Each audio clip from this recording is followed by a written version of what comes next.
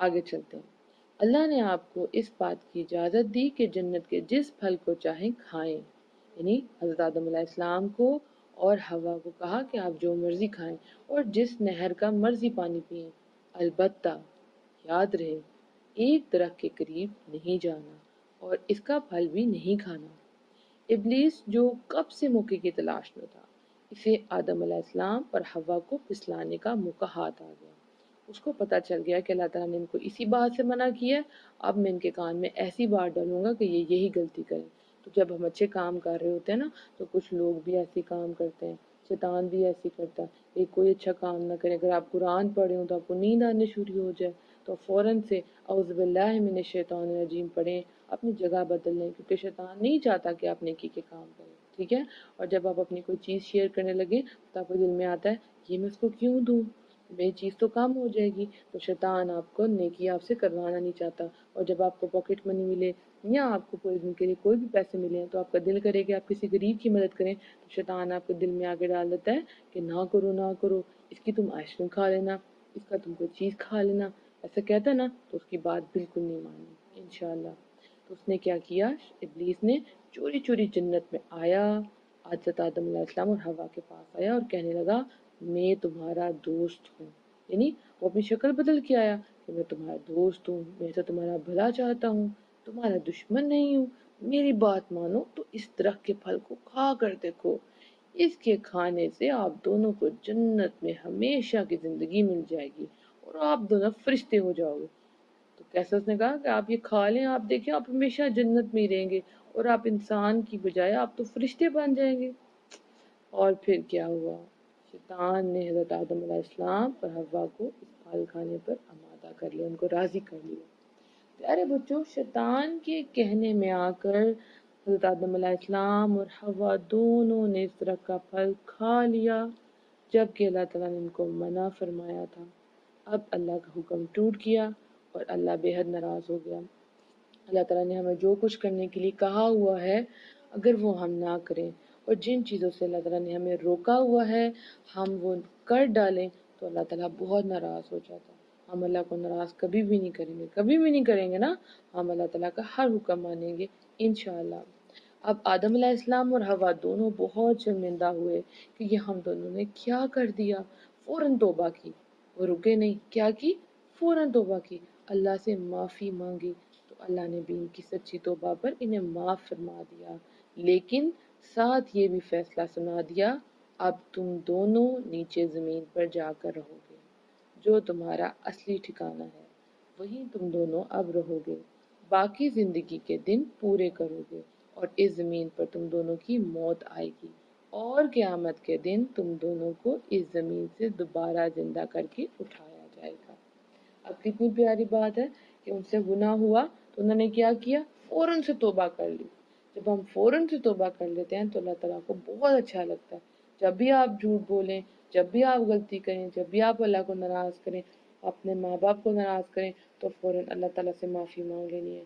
کسی فرینڈ کا دل دکھائیں تب بھی اللہ تعالیٰ سے معافی مانگ لینی ہے، اللہ تعالیٰ آپ ہمیں معاف کر دیں، اور سچی توبہ کرنی ہے کہ اب ہم دوبارہ ایسا نہیں کریں گے، اور کبھی غلطی سے اگر دوبارہ کر دیا تو فوراً سے معافی مانگ لینی ہے انشاءاللہ، کیونکہ جو فوراً سے معافی مانگتا ہے وہ اللہ تعالیٰ کو بہت اچھا لگتا ہے اور اللہ تعالیٰ اس کو معاف کر دیتے ہیں۔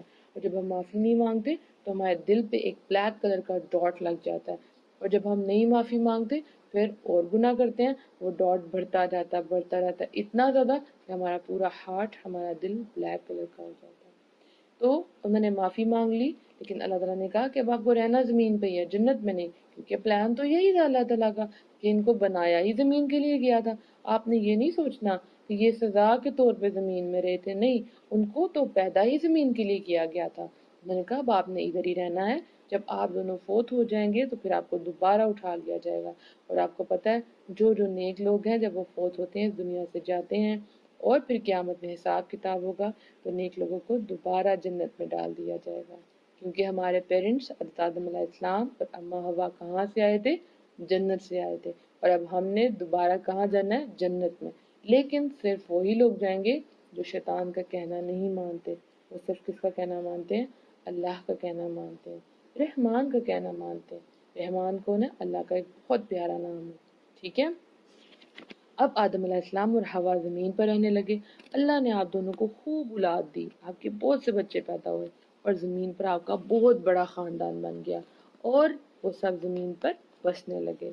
پہلے تو کوئی نہیں تھا، صرف حضرت آدم علیہ السلام تھے اور اماں ہوا تھی۔ ٹھیک ہو گیا؟ اب دونوں جب زندگی گزارنے لگے تو انہیں چیزیں اکٹھی کرنا شروع کی، بہت محنت کی، کھیتی باڑی کی، فصلیں اگائی، نہریں بنائی، کنویں بنائے، جانور پالے اور اون سے گرمی سردی کے کپڑے بنائے اور رہنے کو مکان بنایا۔ بہت کچھ کیا دونوں نے مل کے، بہت محنت کی، کیونکہ تب تو دل کچھ بھی نہیں تھا۔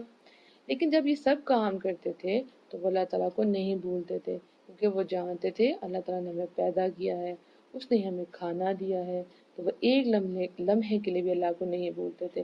اللہ کی تعریف کرتے تھے، اللہ کی عبادت کرتے تھے، اللہ کا ذکر کرتے تھے۔ ہم نے بھی کیا کرنا بچوں، اگر ہم اپنے اسکول کا کام بھی کر رہے ہیں تو یہی سوچنا ہے کہ اللہ تعالیٰ ہمیں دیکھ رہے ہیں، ہم بہت پیارا کام کریں گے اور اللہ تعالیٰ خوش ہوں گے ہمارے پڑھنے سے۔ جب ہم کھانا کھائیں گے تو ہم بسم اللہ الرحمن الرحیم پڑھیں گے، کیونکہ ہمیں اللہ تعالیٰ نے پڑھنے کا حکم دیا ہے۔ اگر ہم واش روم میں جائیں گے تو واش روم داخل ہونے سے پہلے واش روم کی دعا پڑھیں گے، کیونکہ اسے اللہ تعالیٰ نے کہا ہے۔ تو اس کو کہتے ہیں اللہ تعالیٰ کا ہر وقت ذکر کرنا، اللہ کو یاد کرنا۔ صرف یہ نہیں کہ آپ نماز پڑھیں گے، قرآن پڑھیں گے اور باقی اللہ کو بھول جائیں گے، نہیں، آپ جو بھی کام کریں گے آپ اللہ تعالیٰ کو یاد کریں گے، اور آپ جب آپ اللہ کو یاد کریں گے تو یہ آپ کی عبادت ہوگی۔ اب جیسے میں آپ سے باتیں کر رہی ہوں، میں کس کی باتیں سنا رہی ہوں؟ میں اللہ کے نیک بندوں کی باتیں سنا رہی ہوں، اس سے اللہ تعالیٰ خوش ہو رہے ہیں، تو میں ابھی کیا کر رہی ہوں؟ الحمدللہ میں بھی عبادت کر رہی ہوں۔ تو جب بھی آپ کسی سے اچھی بات شیئر کرتے ہیں تو وہ بھی عبادت ہوتی ہے۔ جب آپ اللہ تعالیٰ کی سٹوریز، ان کے پیارے پیغمبروں کی سٹوریز پڑھتے ہیں اور اپنے فرینڈ سے شیئر کرتے ہیں تب بھی آپ عبادت کر رہے ہوتے ہیں۔ تو ہمیں بھی اللہ تعالیٰ کو کبھی نہیں بھولنا، کبھی بھی نہیں بھولنا، ٹھیک ہے بچوں؟ اور یہ یاد رکھنا ہے کہ شیطان ہمارا دشمن ہے، کیونکہ اس نے پرومس کیا تھا اللہ تعالیٰ سے کہ وہ ضرور ہمارے راستے میں آئے گا، ٹھیک ہے؟ تو شیطان کو دشمن ہی سمجھنا ہے۔ پھر ہوا کیا کہ حضرت آدم علیہ السلام کے گھر جڑوا بہن بھائی پیدا ہوئے، یعنی ان کے بچے پیدا ہوئے، دو ایک بیٹا اور ایک بیٹی، ان کو جن کو ہم ٹوین کہتے ہیں نا، تو اکٹھے دو بچے پیدا ہوئے، دونوں آپس میں بہن بھائی تھے۔ اس کے بعد ان کے دو بچے اور پیدا ہوئے، اور تب کے زمانے میں یہ ہوتا تھا کہ جب دو بچے پیدا ہوتے تھے اور پھر دو بچے پیدا ہوتے تھے تو جو ایک لڑکا تھا اس کی دوسری لڑکی کے ساتھ شادی کر دی جاتی تھی، یعنی دو پیئر ہو گئے تو ایک پیئر کے جو لڑکا ہوگا اس کی دوسرے پیئر کی لڑکی سے شادی ہوگی، کیونکہ وہ آپس میں دونوں بہن بھائی تھے، اس لیے آپس میں شادی نہیں ہوتی۔ سمجھ آگئی بچوں؟ اور یہ تب کا دستور تھا، اب ایسا نہیں ہوتا، اب کوئی بہن بھائی آپس میں شادی نہیں کر سکتے، یہ بہت بڑا گناہ ہے۔ لیکن تب کیوں کر سکتے تھے؟ کیونکہ تب بہت کم لوگ تھے، صرف یہی تھے، اس لیے ایک بھائی کی شادی دوسری کی بہن سے کر دیتے تھے۔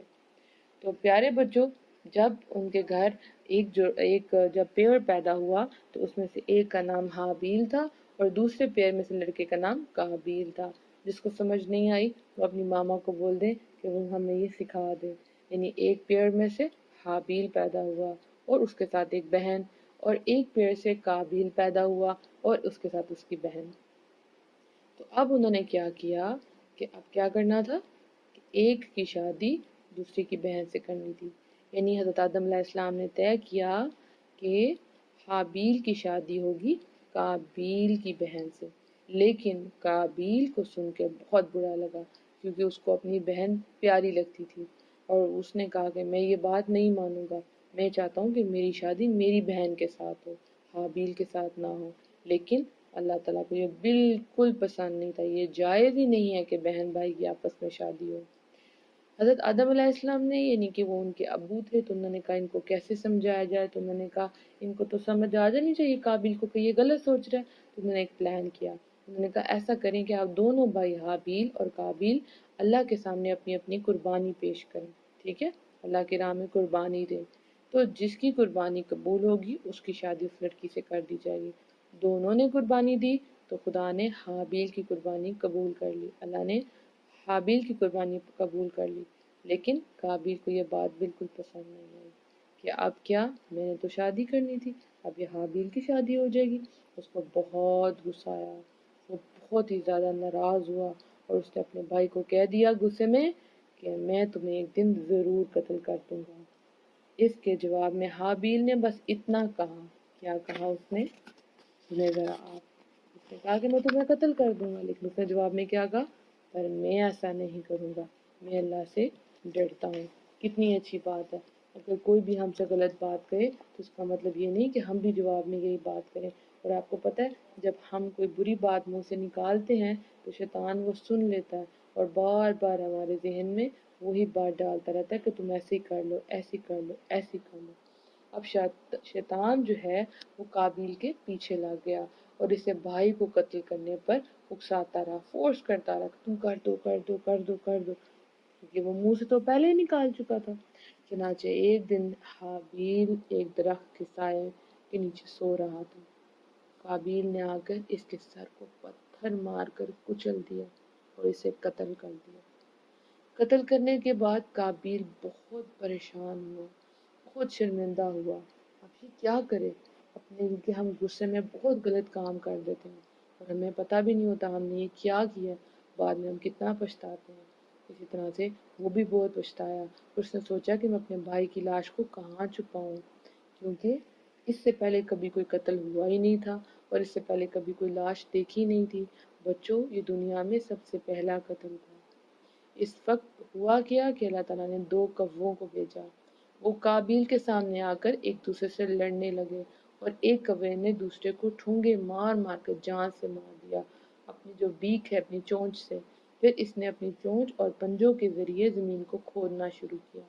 जब इतना गड्ढा बन गया जिसमें मरे कौवे को रखा जा सके, तो दूसरे कौवे ने मरे कौवे को धकेल कर इस गड्ढे में फेंक दिया और ऊपर से मिट्टी डालकर इसे दफन कर दिया और उड़ गया।